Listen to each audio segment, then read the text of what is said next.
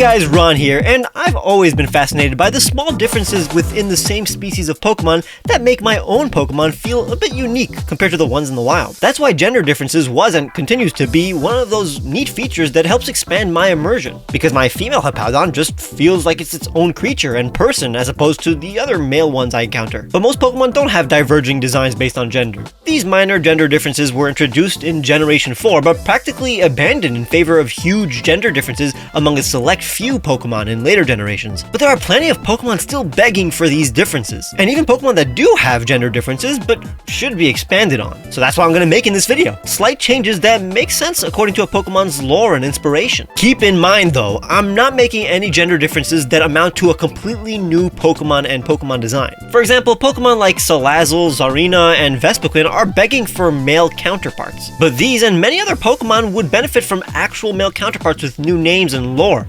separate Pokemon. Even male Gothitelle should get the Gardevoir treatment and receive, a new Gallade-like Pokemon to complement her. But those kind of gender differences could be considered for a future video. The ones that we're doing today are just subtle. I'm basically doing what I think Game Freak would believably do if they fully committed to the whole gender difference concept. Let me know which gender differences you want to see in a potential part 2, but that'll only happen if you leave a like and subscribe.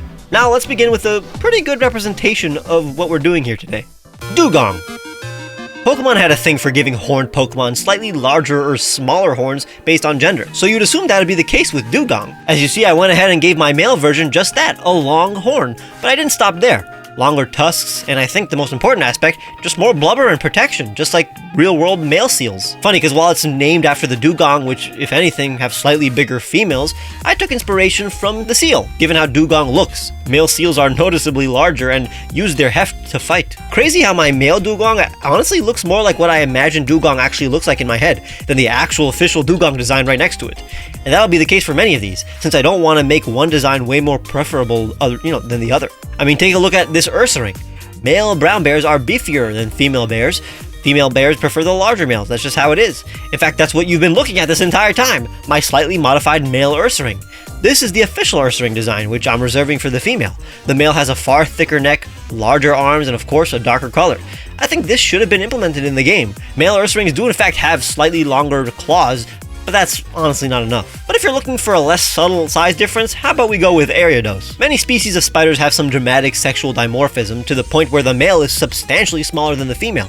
It's incredibly weird how this interesting phenomenon has not yet been showcased by any spider Pokemon. I thought that Galvantula, Araquanid, and Spidops already have very interesting concepts and designs, so to prevent Ariados from being the plainest of the arachnid Pokemon, a wimpier male should be implemented. It's extremely cute in my opinion, and when a spider is cute, you know you have a genius design. While that one is far more noticeable, can you spot the difference that this new male Blaziken showcases?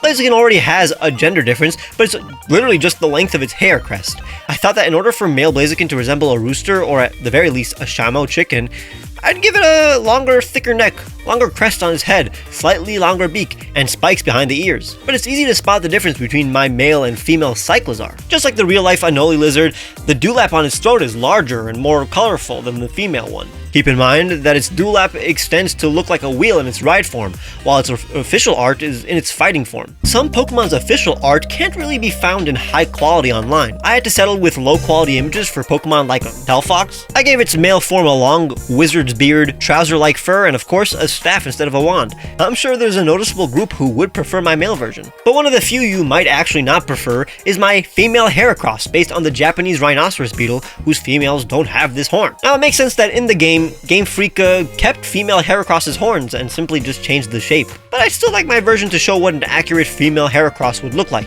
It's an educational demonstration. And it's not a free education, you're gonna have to take out some student loans to pay for this knowledge. If you can't pay, at least leave a like or something. But I'm sure you'd like my female Squawkabilly with a ponytail instead of the pompadour of a gangster. Almost like the immigrant wife of a gang member that reprimands him sometimes. Might as well quickly showcase the rest of the design modeled after criminals. I removed the female Thievel's mustache and made it slightly pinker. This is the exact kind of difference Game Freak would have done. Same with my male Roserade. I assume some coloration that makes the dude look more like Tuxedo Mask is appropriate. The white flower on its top is also more upright. It's subtle, but really adds a slight masculine touch. I even swapped the blue and red flower hands so that he's holding up the blue flower. Not necessary, but now you have a choice, and that's what matters. Keep in mind, I fully believe that just because a Pokemon leans towards masculine or feminine doesn't mean it needs another form. Femininity isn't exclusive to women. For example, Milotic is beautiful, but why can't the males be beautiful and feminine too? It's more interesting when you have a masculine female Pokemon and a feminine male Pokemon, because that's how real life is, it spices things up. But to round out our troublemakers, the spy-inspired Inteleon has the crest of a basilisk lizard, whose females have shorter spikes. So that's what I did. I made a slightly curvier female Inteleon. It's probably my least favorite of my changes, despite it making total sense, so how about I show you one of my favorites? Lantern is based on the anglerfish. Some species of these creepy fish have females that are way bigger. These tiny males just attach themselves to the females like forever and just exist as organs. That's why my male Lantern is the most different out of any of today's changes. It's puny, has the eyes of a Chinchou, and basically depends on the female for protection. Its stats are also quite different, having nearly double the speed but almost half the HP of female Lantern. While we're talking about fish, let's look at Lumineon. It's rather underwhelming, but how about we make it even more dull? While it isn't a beta fish, I thought it would be interesting to take inspiration from the less impressive looking female betas to make a less flamboyant female Lumineon.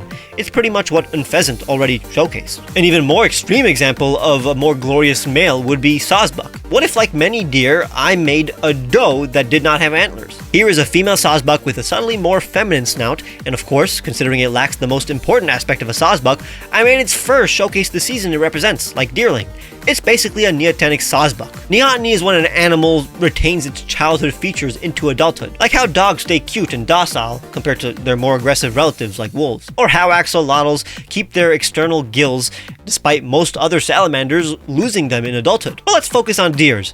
Reindeers are an example of deers whose females have horns. So what do I do for a female Stantler? I make its horns less segmented like the female reindeer, give it a smaller snout and less baggy jowls, more spots, a shorter belly, and a lighter color. I can't believe they didn't already do something like this. As a person who isn't too fond of Stantler, I actually would prefer this over the male Stantler. As opposed to Dubwool, I prefer the male version as opposed to the female I made with smaller horns. But I don't know which I'd prefer for the next one, because for Swanna, I actually changed both the male and female design. I lowered the bra-like tufts of feathers down for the male one, and flipped the hair-like tufts of feathers on the female one. This seems very natural, and if it existed for many generations, I wouldn't have been able to tell. Couple them with a few ducklets and they seem like a happy family. But ducks are known for their obvious sexual dimorphism. That's why I kept female Sirfetch'd pretty much the same and gave the male form the coloration of a mallard. The white crest even mimics the shape of the eyebrow. I know the white feathers of Sirfetch'd are much more noble looking, but this does still fit. Diggersby, though, has a brown snout that looks like mud, and the 5 o'clock shadow of a blue collar worker. That's why I gave the female a yellow pattern, redder mud, and slightly less weight. It's only noticeable if I overlap them. But it's not the only Pokemon with a construction worker vibe that should lose the facial hair in its female form. Conkeldur's concrete soul patch has been removed, and its head protrusion is now made of a concrete as well, so it looks like an old woman with a bun. She looks like a strict headmaster or principal. Female Conkeldurr has a lot of personality now. I wonder if gender differences like this would make Conkeldurr more popular, since everybody loves a grandma and grandpa dynamic. Another old sage primate that needs to be changed is my boy Oranguru. It's already a perfect design, but since dominant adult male orangutans develop these cheek pads or flanges to attract females and intimidate rivals, what if male Orangurus followed suit? It's a dominant Pokemon after all, giving orders to other jungle Pokemon, another easy and natural thing to implement. But I wonder how you would receive my female Probopass. Of course, since the whole point of this Pokemon is that it's magnetic and that metal shavings collect below its nose, forming a mustache, I couldn't just fully dispose of the metal shavings, so I moved them to the hat. Very much a Mr. and Mr. Potato Head vibe going on. I'll throw in a mustacheless female Alakazam for good measure. Of course, that'd mean Kadabra would lose them too.